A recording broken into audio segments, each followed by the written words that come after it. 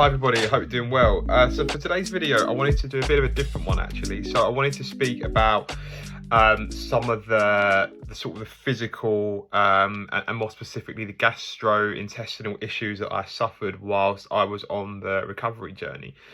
Now, when you are on the OCD recovery journey, what happens is your body's under this constant pressure, like that hum of anxiety, that pumping anxiety, where your sort of body and nervous system is just being flooded with cortisol. And of course, over a long period of time, that can have an impact on the body, and specifically, it can affect the gut. It can affect, the gut microbiome, the stomach acid in the gut. I won't tend to be a medical doctor here on this sort of thing, so I'll just give my insights. So don't, take my absolute word for it. But, when the gut is facing constant stress and pressure and anxiety over a long period of time, that can be altered, right?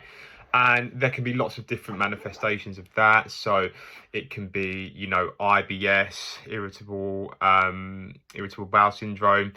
It could be, SIBO, small intestinal bacterial overgrowth. It can be, just loose stools, general stomach discomfort, nausea, and lots of other things as well. And what I really suffered with was small intestinal bacterial overgrowth, right? And that is when the small intestine becomes populated with more bacteria than it should have, right? Normally most of the bacteria in the intestine should stay in the large intestine, but what happens is with SIBO is some of that bacteria gets transferred to the small intestine, and it sort of upsets the homeostasis of the body because it's in a place that it shouldn't be, right? And again, I'm not pretending to be a doctor here, but there can be lots of issues that come with that, and I suffered a lot of these, right? So for example, it was brain fog.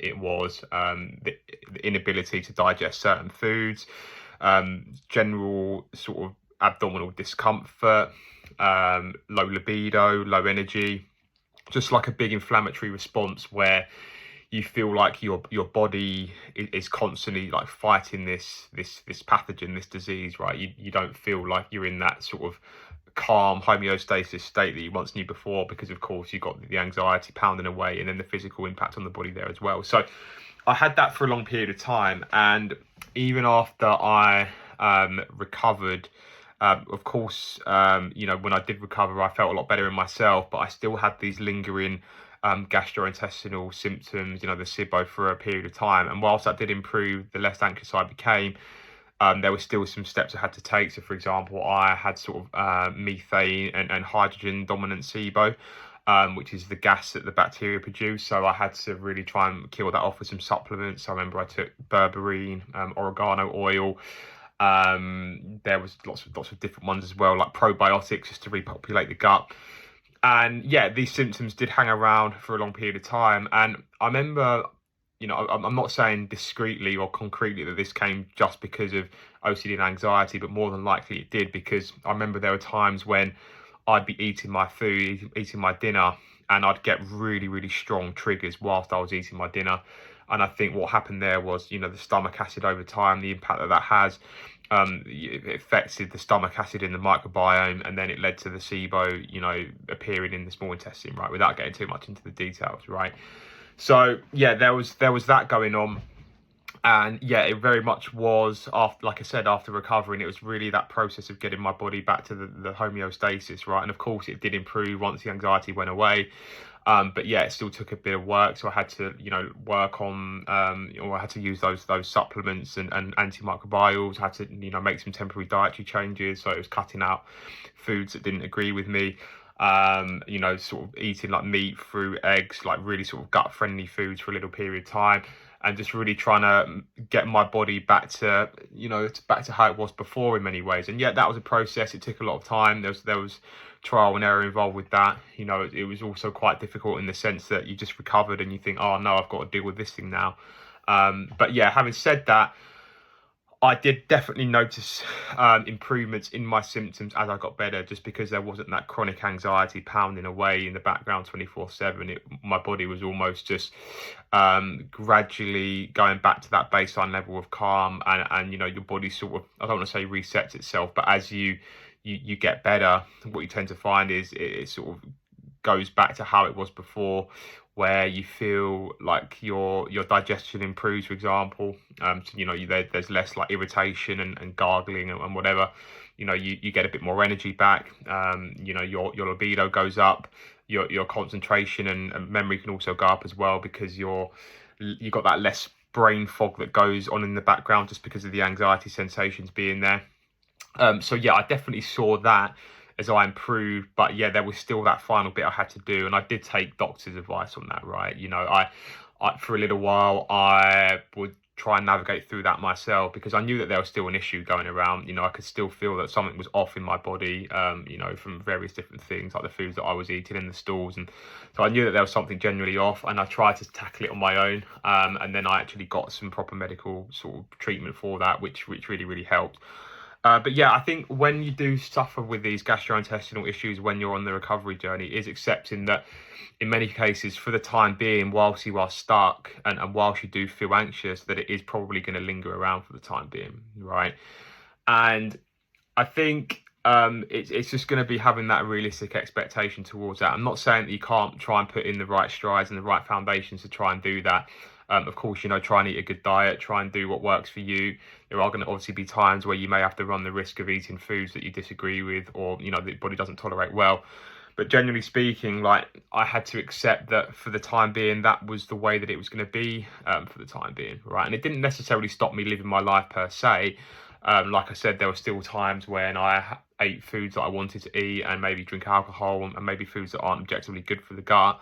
But at times I had to sort of manage that, and then like once I really started to see the improvements and get better, that was when I started to really sort of like introduce those foods again, and now I'm just at a point where I can eat those same foods that I did before going through the recovery journey. Okay, so like I said, it is important that you do, where possible, you try and get that correct advice. But yeah, like I said, just by default of going through the recovery journey and getting better, more than likely you are going to see some improvement in your gastrointestinal symptoms. And I remember, like, I used to have them like really bad, right? So as well as the SIBO, I would have like really bad nausea, like just 24/7 chronic nausea, where it almost feels like the acid reflux coming up into the esophagus.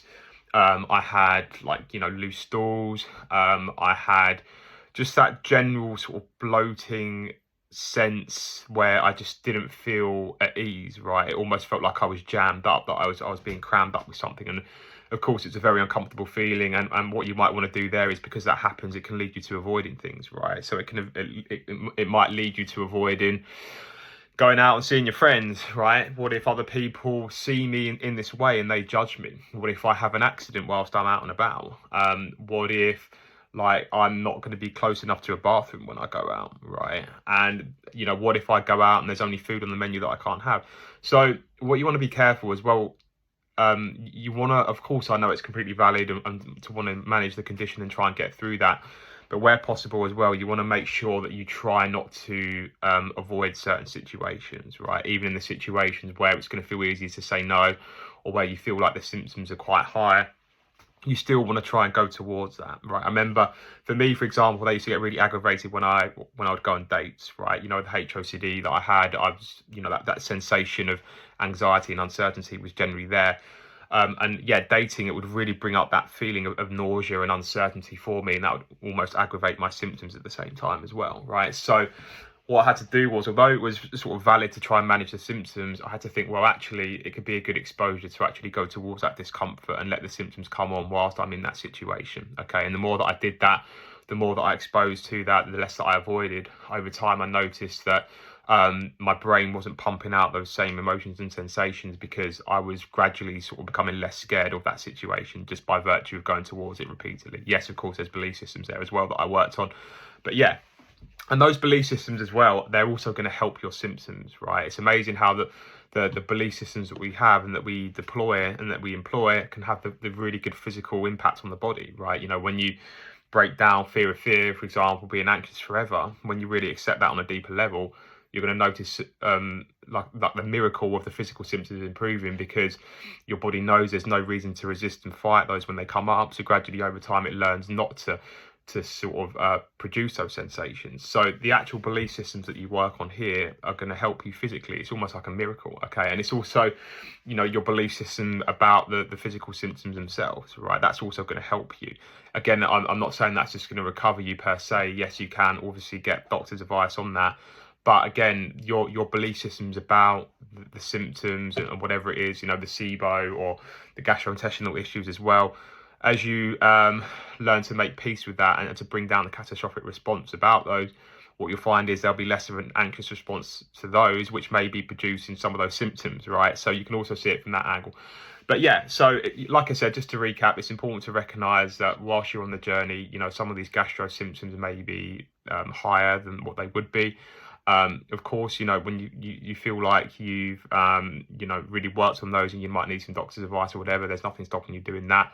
But yeah, it is also going to be your belief systems about that, and, you know, thinking about how you can expose yourself to those situations where you can practice wearing those triggers. And as you get more comfortable with those over time, who knows, that could also really help you in your journey as you try and move past these gastro issues. And especially with me, with SIBO, yeah, there was at times it does feel frustrating. I know it does feel aggravating, and it's like, oh, I wish I could just, you know, fix this. Some of these conditions can be quite stubborn, and it feels like a bit hopeless and meaningless, because you think, well, I've tried everything, but it's just not budging. It's just not going to work.